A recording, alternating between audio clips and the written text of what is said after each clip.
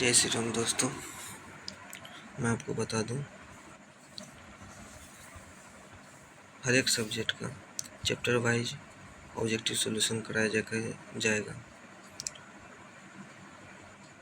जो भी छात्र छात्राएँ 2027 में बिहार बोर्ड का 10th का एग्ज़ाम देने वाले हैं, उसके लिए बहुत ही महत्वपूर्ण होने वाला है ये वीडियो, क्योंकि मैं इस चैनल के माध्यम से प्रत्येक चैप्टर का ऑब्जेक्टिव क्वेश्चन कराने वाला हूँ, और वो क्वेश्चन जो कि एग्ज़ाम में बार बार आए हैं और आगे भी आने की संभावना है।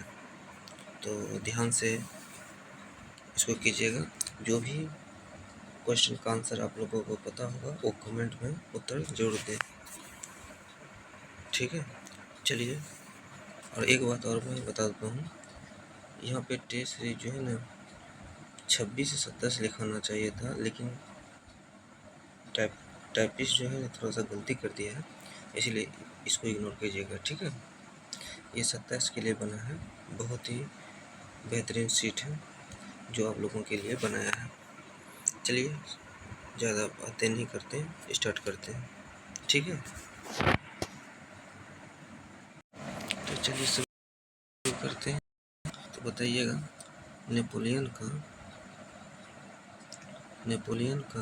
नेपोलियन ने जर्मनी में किस संघ की स्थापना की थी?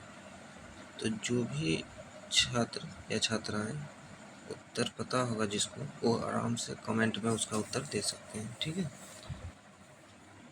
तो बताइएगा, जिसमें कि पहला ऑप्शन दिया गया ट्रांसपेडेंट संघ, दूसरा ऑप्शन है सी सिलेपाइन संघ, तीसरा उत्तर है राइन संघ, और चौथा ऑप्शन है इनमें से कोई नहीं।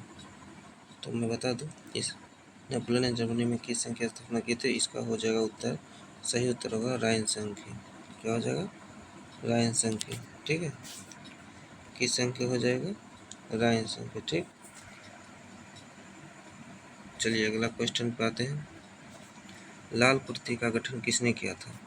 तो आप लोग उत्तर दीजिएगा, लाल कुर्ती का गठन किसने किया था? आप लोग सही उत्तर दीजिएगा। किसने किया था? काबूर ने, मैजनी ने, बिस्मार्क ने या गैरीबाल्डी ने? तो 2 नंबर का सही उत्तर हो जाएगा डी, गैरीबाल्डी ने। तीसरा क्वेश्चन पे आते हैं।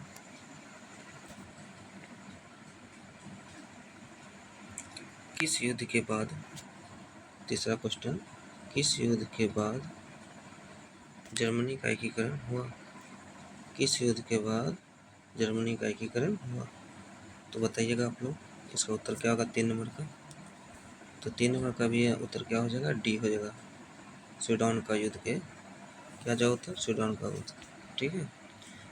चौथा क्वेश्चन का उत्तर बताइएगा, यूरोपीय सभ्यता का पालना किस देश को कहा जाता है? यूरोपीय सभ्यता का पालना किस देश को कहा जाता है? तो कौन सा हो जाएगा उत्तर? बताइएगा आप लोग सभी। तो 4 का क्या हो जाएगा उत्तर? यूनान। तो यूरोपीय सभ्यता का पालना किस देश को कहा जाता है? यूनान को कहा जाता है।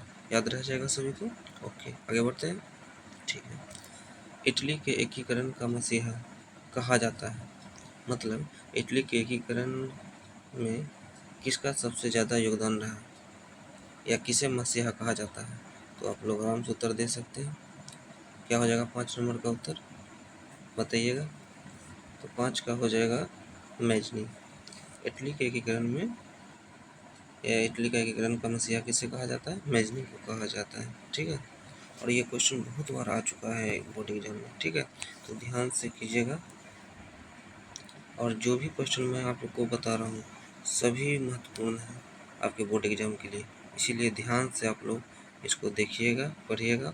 अच्छा लगे तो लाइक भी कीजिएगा, कमेंट कीजिएगा, और अपने दोस्तों तक ये वीडियो पहुँचाइएगा, ठीक है। चलिए अगला क्वेश्चन आते हैं 6 नंबर पर। कहता है, यूरोपीय राष्ट्रवाद से प्रभावित होकर किस भारतीय शासक जैकोबिन क्लब की स्थापना की? तो कहता है कि यूरोपीय राष्ट्रवाद से प्रभावित होकर किस भारतीय शासक जैकोबी क्लब की स्थापना की? तो किसने किया था? तो बताइएगा आप लोग उत्तर। तो 6 का उत्तर हो जाएगा बी, टीपू सुल्तान ने। क्या हो जाएगा? टीपू सुल्तान ने। 7वां क्वेश्चन पे आते हैं। कहता है, फ्रांस की क्रांति का प्रमुख कारण था, मतलब फ्रांस में जो क्रांति हुआ था उसका प्रमुख कारण क्या था, वही बताना है। ठीक है, तो 7 का क्या हो जाएगा, निरंकुश राजा।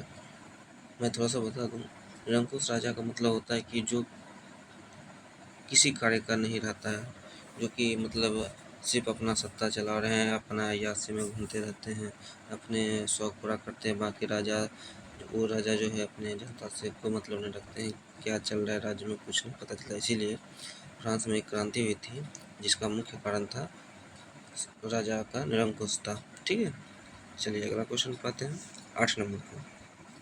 ठीक है, तो कहेंगे 8 नंबर में मेजनी का संबंध किस संगठन से था। मेजनी का संबंध किस संगठन से था, तो 8 नंबर का उत्तर हो जाएगा 2, कार्बोनरी से। ठीक है, किस संघ से था, कार्बोनरी से। ठीक, 9 नंबर पे आते हैं। 9 नंबर में क्या कह रहा है, कहता है फ्रांस में किस शासक वंश की स्थापना वियना कांग्रेस के द्वारा की गई थी। तो 9 नंबर का आंसर क्या हो जाएगा, आप लोग बताइएगा। तो 9 का सी हो जाएगा, बुर्गो वंश का। किसका हो जाएगा, बुर्गो वंश का। चलिए आते हैं 10 नंबर क्वेश्चन पे। तो कहेंगे किसने अपनी कूटनीति के बल पर इटली की समस्या को संपूर्ण यूरोप की समस्या बना दिया। तो ध्यान से पढ़िएगा इस क्वेश्चन को और सही उत्तर दीजिएगा। किसने अपनी कूटनीति के बल पर इटली की समस्या को संपूर्ण यूरोपीय की समस्या बना दिया। तो 10 का उत्तर क्या हो जाएगा, आप लोग बताइएगा। तो 10 का हो जाएगा काउंट काबूर ने। क्या हो जाएगा उत्तर, काउंट काबूर ने। ठीक है, चलिए आगे बढ़ते हैं। 11 नंबर क्वेश्चन, कहेंगे विलियम प्रथम कहाँ का शासक था। तो इसका तो उत्तर आप लोग ध्यान से दीजिएगा, बहुत ही अच्छा क्वेश्चन और बार बार पूछा गया है बिहार बोर्ड में, और आप लोग के 27 में जो भी देंगे उसके लिए बहुत ही इम्पोर्टेंट होने वाला है एक सेशन। ठीक है, तो विलियम प्रथम कहाँ का शासक था, तो आप लोग उत्तर दीजिए। 11 का क्या हो जाएगा, बी, पर्सा का। तो विलियम प्रथम जो था पर्सा का शासक था। पर्सा एक देश था, उसी वहीं का क्या था, विलियम प्रथम राजा था। ठीक, आगे बढ़ते हैं। 12 नंबर क्वेश्चन, कहेंगे जालवे राइन की स्थापना किस राज्य ने की थी। 12 नंबर का क्वेश्चन क्या था, ध्यान सुनिएगा। जालवे राइन की स्थापना किस राज्य ने की थी, बताइएगा आप लोग कमेंट में जरूर। 12 का उत्तर क्या हो जाएगा, बताइएगा सभी। जो जालवे राइन की स्थापना जो है ना, पर्सा ने किया था, पर्सा राज्य ने किया था। ठीक है, चलिए आगे बढ़ते हैं 13 नंबर क्वेश्चन पर। कहता है हंगरी की भाषा क्या थी। हंगरी की भाषा क्या थी, हंगरी क्या था, एक देश था जो कि हंगरी के, आप लोग बताइएगा। हम इसका एक क्वेश्चन पूछेंगे जिसमें आप लोग को कमेंट में देना होगा। ठीक है, तो पहले तो इसका उत्तर बता देते हैं। तो हंगरी की भाषा क्या थी, तो कहेंगे मैग्यार। हंगरी की भाषा क्या थी, मैग्यार। आप लोग कमेंट में बताइएगा हंगरी की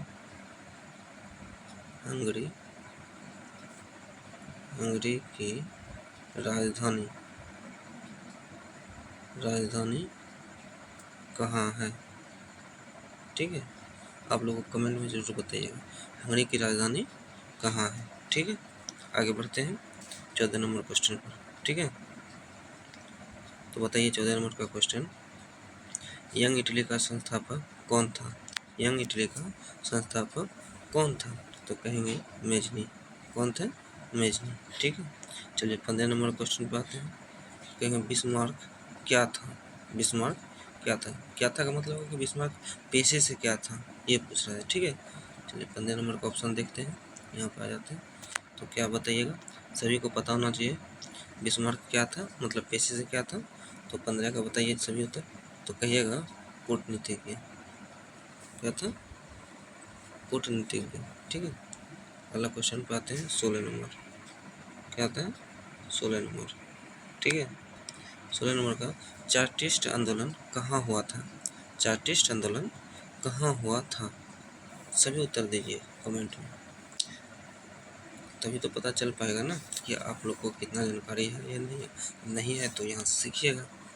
और मैं आपको बता दूँ कि प्रत्येक सब्जेक्ट का चैप्टर वाइज ऑब्जेक्टिव मिलेगा यहाँ पे, और सारा ऑब्जेक्टिव हम यहाँ पे करवाएंगे अपने हाथों से। ठीक है, और जो कि आपको बोर्ड एग्जाम में अच्छे से अच्छे मार्क्स आ सकें। ठीक, और सेशन अच्छा लगे तो लाइक जरूर कीजिएगा, कमेंट कीजिएगा, अपने दोस्तों के साथ शेयर भी कीजिएगा। ठीक है, और बहुत ही इम्पोर्टेंट होने वाला है ये सेशन, समझिए। तो 16 नंबर का क्वेश्चन बताइएगा उत्तर। चार्टिस्ट आंदोलन कहाँ हुआ था? तो कहिएगा चार्टिस्ट आंदोलन इंग्लैंड में हुआ था। कहाँ हुआ था? इंग्लैंड में हुआ था। ठीक है, चलिए 17 नंबर में क्या कह रहा है?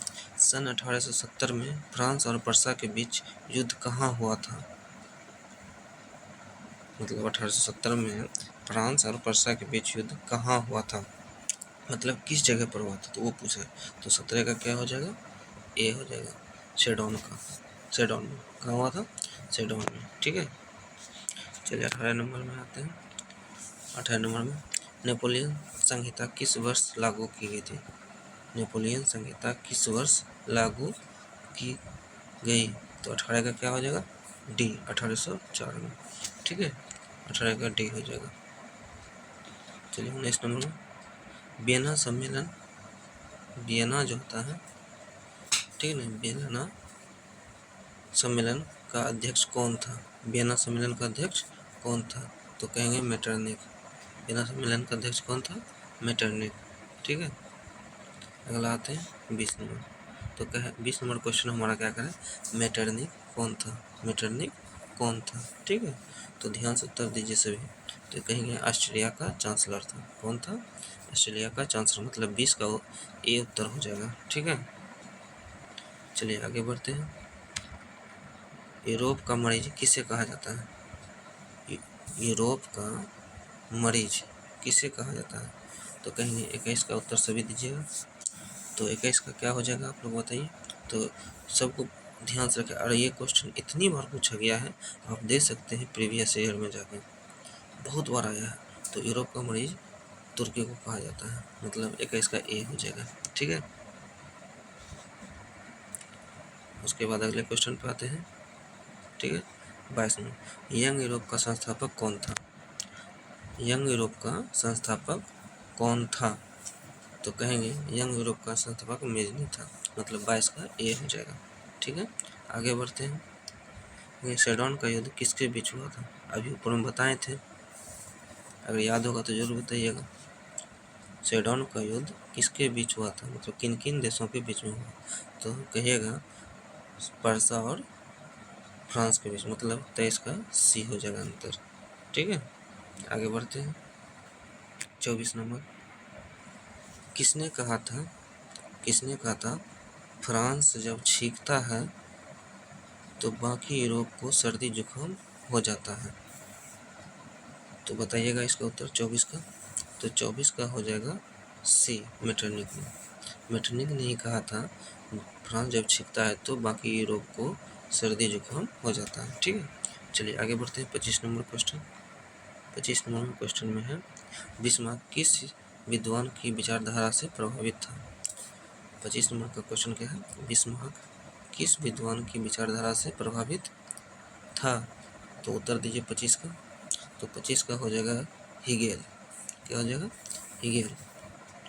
चलिए अगला आते हैं 26 नंबर। 26 नंबर में क्या है क्वेश्चन? नेपोलियन कोड में कुल कितने कोड थे? नेपोलियन कोड में कुल कितने कोड थे? तो चलिए उत्तर दीजिए। तो 26 का हो जाएगा बी, 5 कोड थे। ठीक है, और बहुत के मन में एक सवाल आता है कि ये नेपोलियन कोड क्या होता है। तो मैं आपको अलग से एक वीडियो बनाते जाऊंगा, जिसमें डाउट हो रहा है मैं अलग से जब वीडियो बनाऊंगा तो उसमें सारा डाउट क्लियर हो जाएगा। ये सिर्फ ऑब्जेक्टिव मैं आप लोगों के लिए बनाया हूँ, इम्पोर्टेंट ऑब्जेक्टिव, ये इसको आप याद कर लीजिए बढ़िया तरीक़ा से, जो कि एग्ज़ाम में एक भी क्वेश्चन नहीं छूटेगा। ठीक है, चलिए 27 नंबर में आते हैं। जर्मनी एवं इटली के एकीकरण के विरुद्ध निम्न में कौन था? मतलब जर्मनी एवं इटली का जो एकीकरण था उसके विरोध में कौन था, मतलब कौन सा देश था? तो बताइएगा। तो 27 का हो जाएगा सी, ऑस्ट्रिया। मतलब ऑस्ट्रिया ही वो विरोध ही था जो कि जर्मनी और इटली के एकीकरण में सबसे ज़्यादा विरोध करता था। ठीक है, चलिए 28 पाते हैं।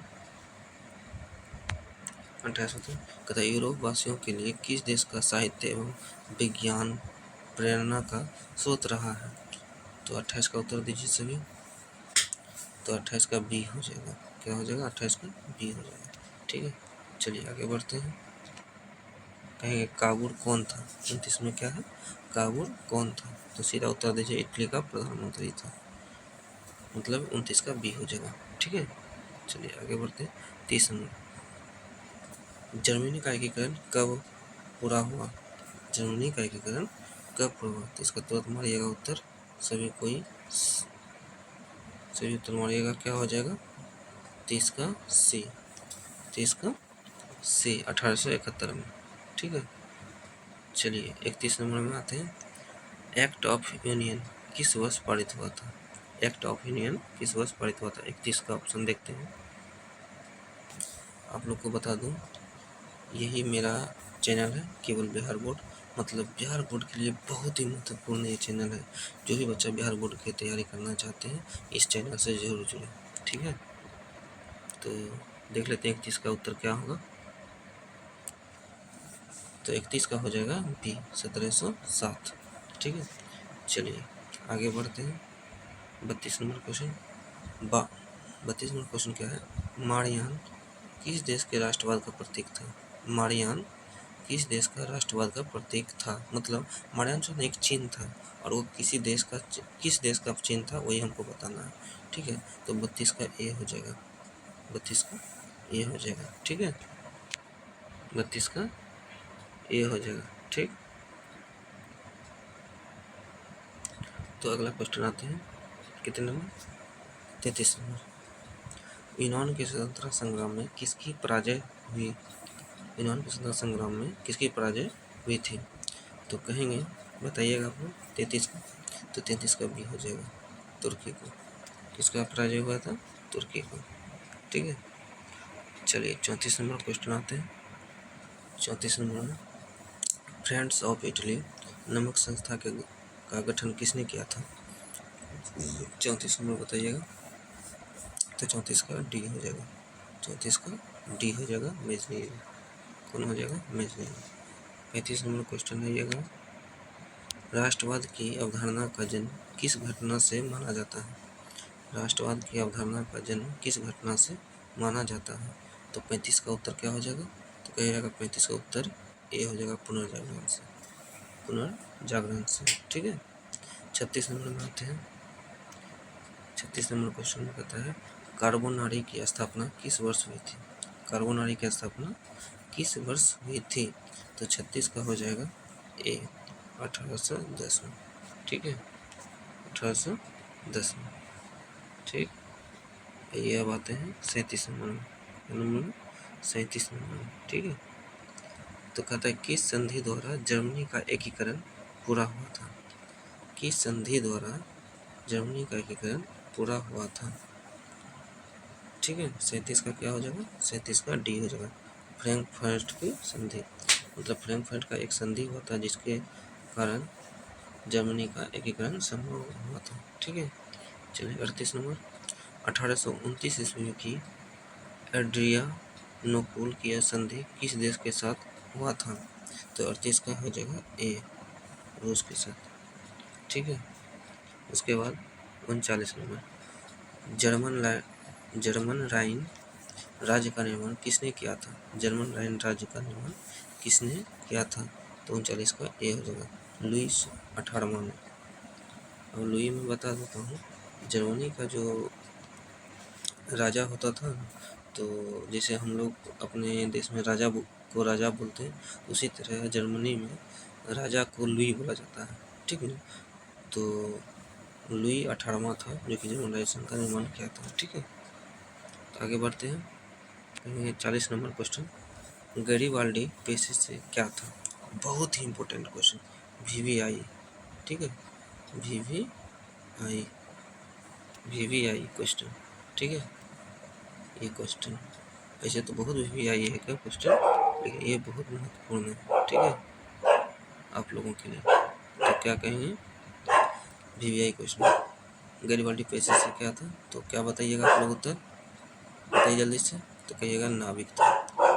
गैरिबाल्डी पेशे से क्या था, नाविक था। ठीक है, उसके बाद आगे बढ़ते हैं 41वां, रोमानीवादी या रोमानीवाद क्या था। तो 41 का क्या हो जाएगा, डी हो जाएगा, 41 का डी हो जाएगा। ठीक है, आगे बढ़ते हैं 42वां, जालबेरिन एक संस्था थी। जालबेरिन एक संस्था थी, मतलब किस प्रकार की संस्था थी ये बताना है। तो 42 का डी हो जाएगा, पादरी समंतो का डी हो जाएगा, 42 का डी। ठीक है, 43 नंबर आ जाइए, कहता है सेडाओं के युद्ध में किसकी पराजय हुई।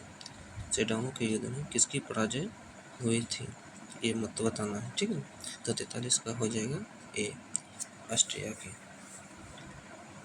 किसकी हुई थी, ऑस्ट्रिया की। ठीक है, आगे बढ़ते हैं 44 में, कहते हैं 1830 की क्रांति के बाद फ्रांस के किस प्रकार का शासन स्थापित हुआ। तो 44 का हो जाएगा बी, संवैधानिक राजतंत्र। ठीक है, आगे बढ़ते हैं, लास्ट क्वेश्चन है इस चैप्टर का। ठीक है, इस चैप्टर का लास्ट क्वेश्चन है। ठीक,